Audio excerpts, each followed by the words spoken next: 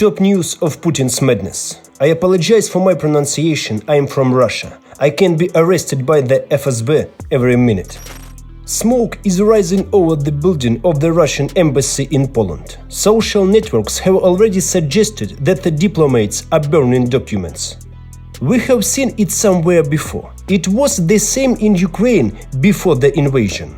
A source in diplomatic circles report that Russia has sent a signal to Poland through closed channels that it is ready to launch a preventive strike on major Polish cities in case of continued anti-Russian support for Ukraine with NATO weapons, and as well to promote the initiative of introducing its peacekeepers. They also report the Russian diplomats in Warsaw are preparing to leave the country at the first signal. Putin has decided to scare Duda into war. Watching. But now Putin has 15,600 Russian military personnel on his consciousness. Russian Defense Minister Shoigu disappeared from the media radar. He has stopped appearing in public space since 11 March. He has not been seen for 12 days out of 28 while the war in Ukraine is going on. Shoigu is usually very active in the media. The minister's entourage discusses that he is not well, has had problem. In Altai, a woman who hung ribbons for peace in her garden was denounced to the police by her Russian neighbors. The woman hung yellow, blue and white ribbons on birch tree in her garden a week ago. In her words, these three colors symbolize peace according to Altai beliefs. But one of Putin's neighbors didn't like it, so he decided to cut the tree down, stormed into the yard with chainsaw, saved off a couple of branches, shouted, "Our boys are dying out there in Ukraine," and turned the woman into the police. So much for the answer to the question, who wrote the millions of denunciations. Now there will only be yellow paper in Putin's Russia. An industrial complex in the Leningrad region pulled through after the supply of chemical from Europe was cancelled and began producing paper from non-white cellulose.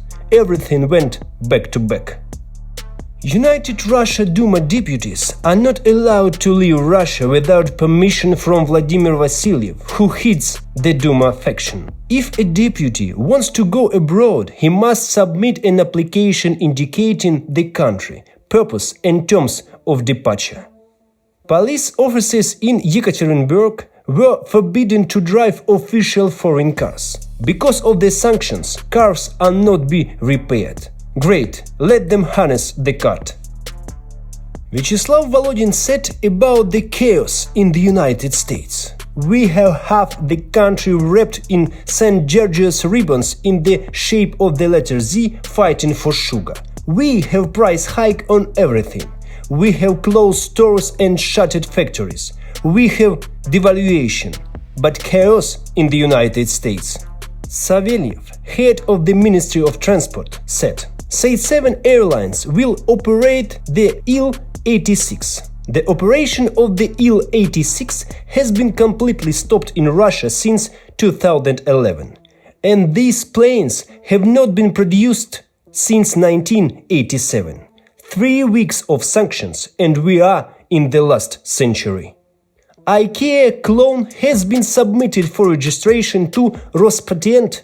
The new company will be called IDEA. Konstantin Kukoyev, director of Luxorta service, applied to Rospatent for registration of the trademark.